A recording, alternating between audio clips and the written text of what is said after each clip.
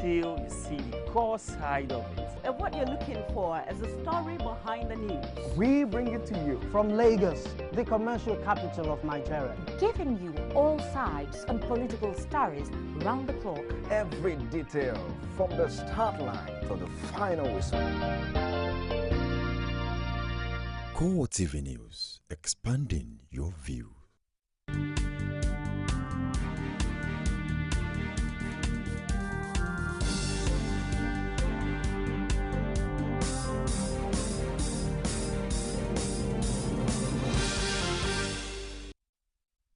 This is CoreTV News on the hour at noon.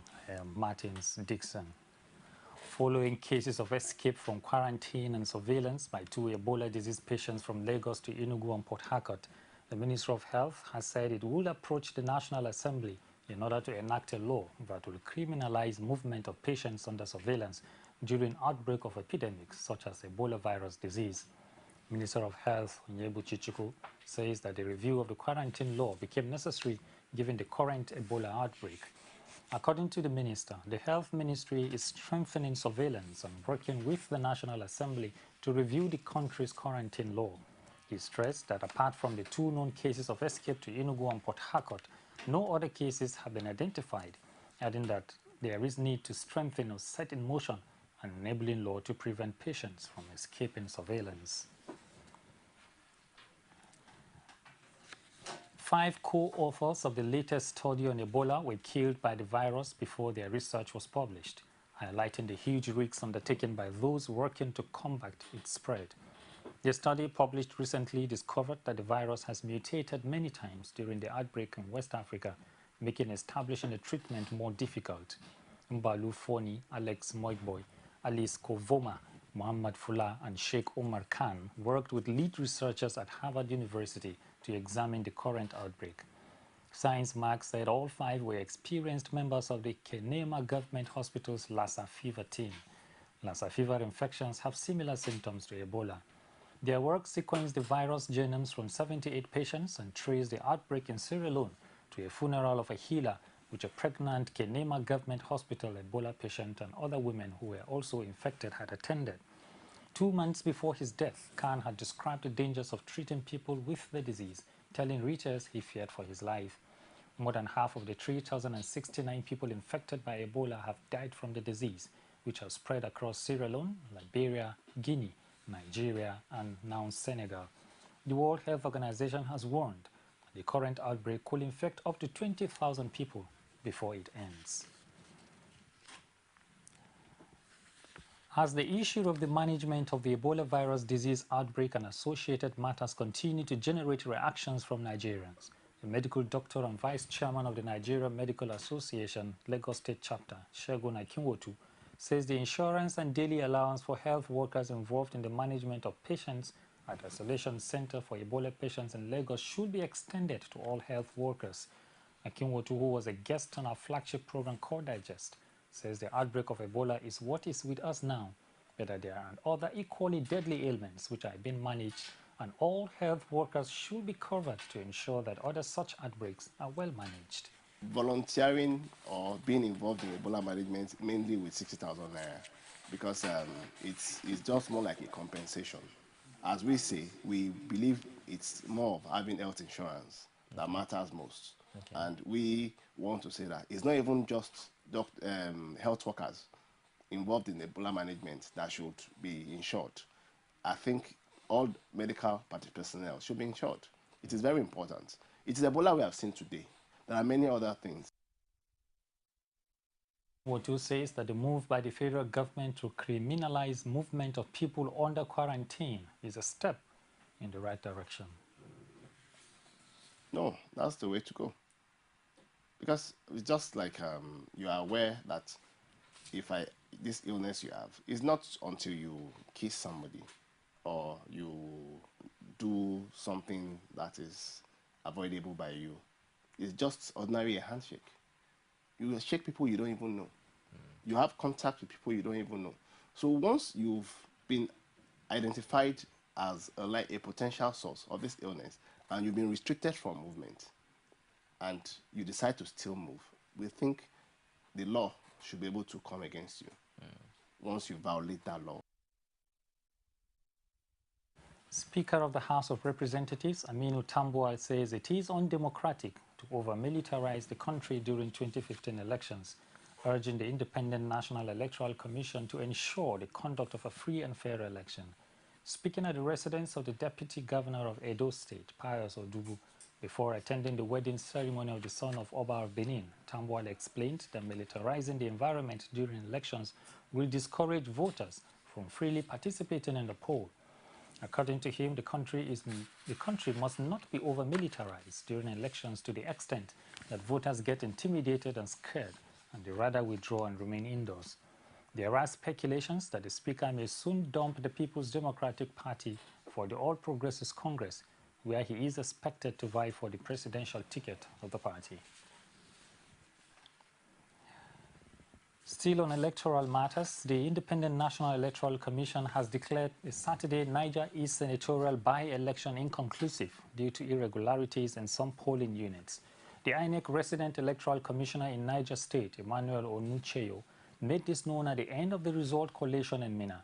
He says another election will be held in some polling units in Boso, Chanchaga, Munya, Paikoro, Rafi, and Shiroro local government areas on September 6.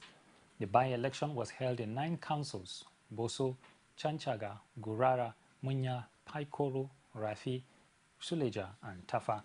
It says the election witnessed cases of ballot box snatching, armed twisting of electoral officials, and violence.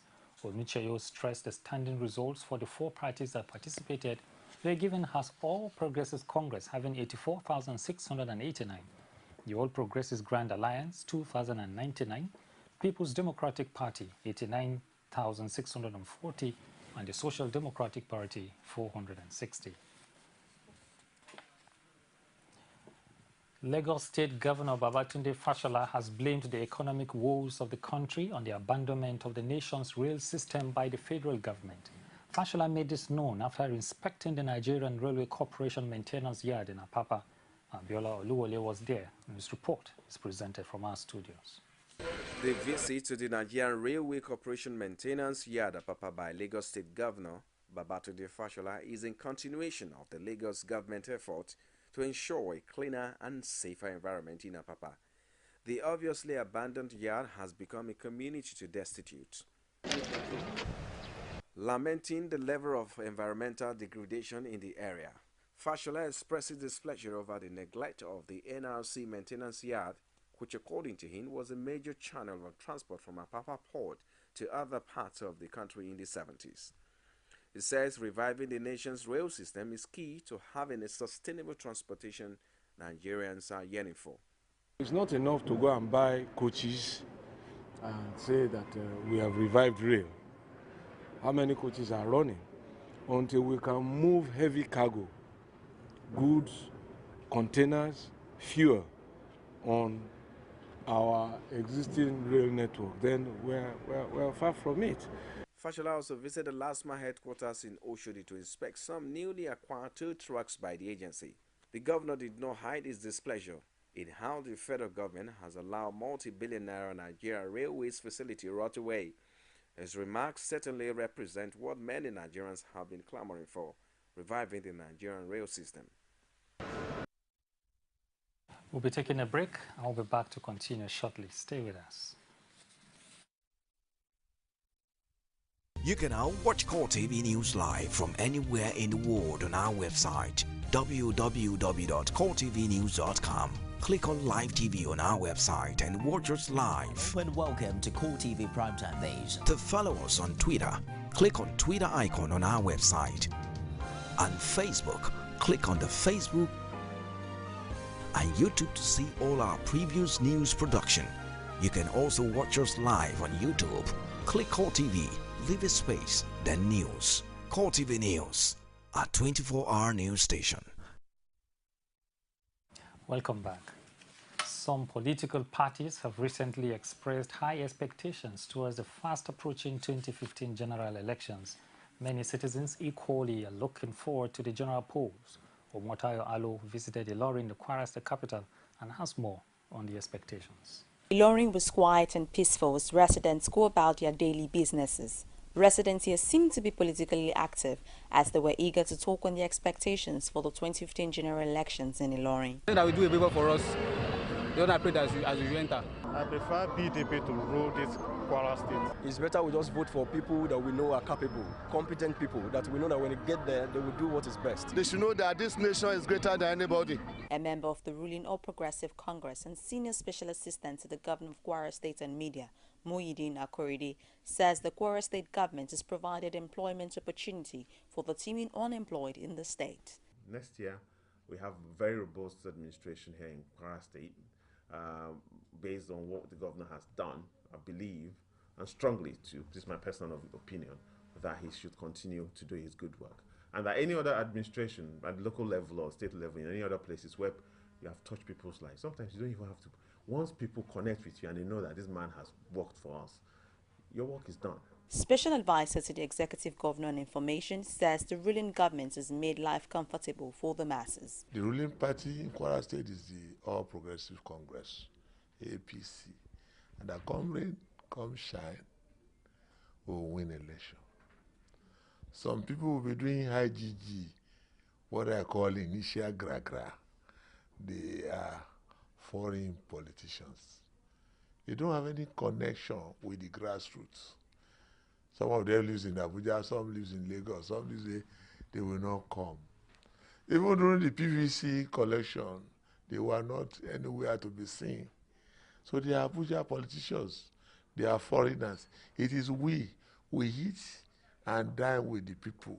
But the People's Democratic Party in Kwara says all is not well with governance in the state, and the party is set to take over governance so as to make life comfortable for all residents of Kwara State. We already have our manifesto, we already have even canvassers. Recently, we have bought vehicles for all the 16 local government councils in Kwara State. Not only that, we are about distributing 200 motorcycles to all our canvassers in 193 wards of Kwara State. We have a good message to the people of Kwara State, and we are fully prepared. Political tempo can be said to be building up in Kwara State as politicians and residents prepare towards the general elections coming up in 2015. All roads lead to the Kwara State Government House come 2015 elections. Political parties have expressed the desire to grasp the seat of the state, but it is left to the citizens who will be exercising their voting right come 2015 elections. Omotayo Alo, CoreTV News, Ilorin. Judicial workers under the aegis of Judiciary Staff Union of Nigeria has threatened to resume their suspended strike on October 2. It was learned that Jason gave the threat after the meeting of the National Executive Council of the Union met during the weekend. The union was said to have resolved to embark on fresh round of strike if stakeholders refused to comply with the Memorandum of Understanding reached separately with them on January 1 and August 1, 2014. Rising from the emergency meeting of the union held at Labour House, Abuja, the union condemned the failure of the stakeholders, including Accountant General of the Federation and others, to respect the Memorandum of Understanding they entered into with the union. A communique released after the meeting was jointly signed by the President, Marwan Adamu, and the union's General Secretary, Isaiah Adetola. The union commended the Chief Justice of Nigeria, Justice Aloma Mokhtar, for her intervention in asking the stakeholders to address issues relating to demand of the union in order to avoid disruption of judicial activities at the end of the 45 days given in the aforesaid Memorandum of Understanding. As part of efforts to encourage accuracy in financial reportage, a media consultancy outfit has organized a one-day training program in Lagos for financial business reporters across the country. This seminar, the organizers say, is aimed at familiarizing business journalists with effective financial reporting techniques. Rashid was there and filed in this report. Nigeria recently emerged the biggest economy on the African continent. The country, no doubt, should run an accounting system which is in conformity with international financial reporting standards. This will enable international trade partners to easily understand companies' accounts from the country, thus easing cross-boundary transactions. The resource person of the training program, Chris Okwe, laments Nigeria's low level of compliance with international standards. However, he is optimistic that there will be improvement with time. We do have a problem around the people who want to provide this service, and that's in terms of competence. And then we have on the other part, the people who want to receive the service, who may not even be convinced. But I think we are trending well. We're trending well on the conversion train, and believe me, more and more people are getting more interested in IFRS. The media, it was emphasized, must play a major role in informing the people about new technologies and developments in the financial world. In a sense, number one is to keep journalists abreast of the happenings within the economy, as it were, particularly as concerns reporting, financial reporting. And number two, to help them familiarize with the new standards, the new IFRS standards, as it impacts how they report, in the media. Again, is to enhance, their knowledge. Finance and business journalists present say the training is timely as it complements efforts geared towards enlightening the people.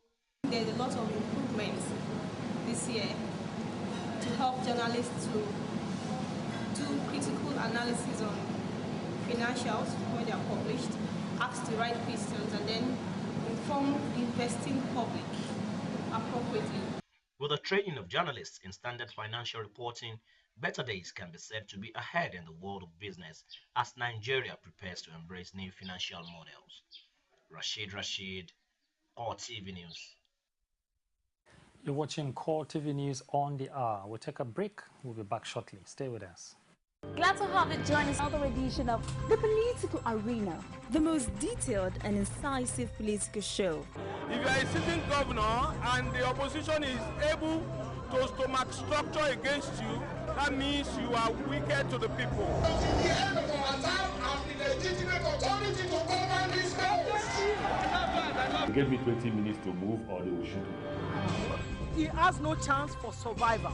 If he likes himself, this is the best time to get out before he perishes. The PDP as a ruling party has failed. So anybody who thinks that government will fold his hands and allow miscreants to take over the streets of our own state and cause havoc is deceiving himself. The good, bad, ugly, and beautiful sides of the Nigerian political system. Join me every Sunday at 9:15 p.m. on CoreTV News.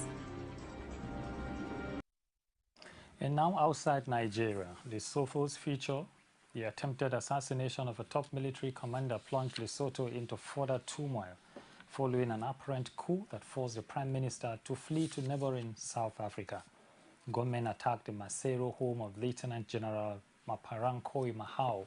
District Police Commissioner Mafoken Kolo confirmed deepening a seeming battle for control of the military. The pre-dawn attack on Sunday was reportedly unsuccessful, killing only a dog, but Mahao's whereabouts is now unknown. Mahao had been appointed head of the Lesotho Defense Force by Prime Minister Tom Tabani shortly before he was forced to flee to South Africa in the early hours of Saturday. Previous Commander Lieutenant General Tlali Komoli was accused of leading a coup attempt against him, a charge the military denies. Low-ranking soldiers said it was unclear who was now giving their orders. They remain confined to the barracks. As some life returned to Lesotho streets on Sunday, it was not clear who was in charge of this beautiful but poor mountainous kingdom of 2 million people. Poko is a member of MITSIN's Lesotho Congress for Democracy Party, which was in an uneasy coalition with government. The party has also denied allegations of involvement in the coup. Meanwhile, the police were struggling to regroup after a deadly attack by the military on key installations early Saturday, which resulted in an arsenal of weapons being seized. District Police Commissioner Mofoken Kolo confirmed that one officer died in the attack. European Union leaders gave Russia a week to reverse course in Ukraine or face a new round of sanctions as Kiev warned it was on the brink of full-scale war with Moscow. Fears are growing that the confrontation on the EU's eastern borders could engulf the whole continent after Russia sent troops to back a new offensive by pro-Kremlin rebels in southeastern Ukraine. EU President Herman Van Rompuy said the 28 leaders meeting in Brussels agreed to take further significant steps if Moscow did not back down. The European Commission, the EU's executive arm, has been ordered to produce options for a new sanctions within a week. The sanctions plan came after Ukrainian President Petro Poroshenko visited Brussels to urge the EU to take tougher steps against Russia, which he accused of military aggression and terror. The EU delivered a further riposte to Russia on Saturday when it appointed Polish Prime Minister Donald Tusk, a vocal Kremlin critic, to replace Van Rompuy as next president. The EU and the United States have already slapped tough sanctions on Russia for its role in the Ukraine crisis, including Moscow's annexation of Crimea in March. And that's all we can take on this hour. Thank you for joining us. Do stay with us on Top of the Hour for more news and in-depth reports. I am Martin Dixon. Do have a good afternoon.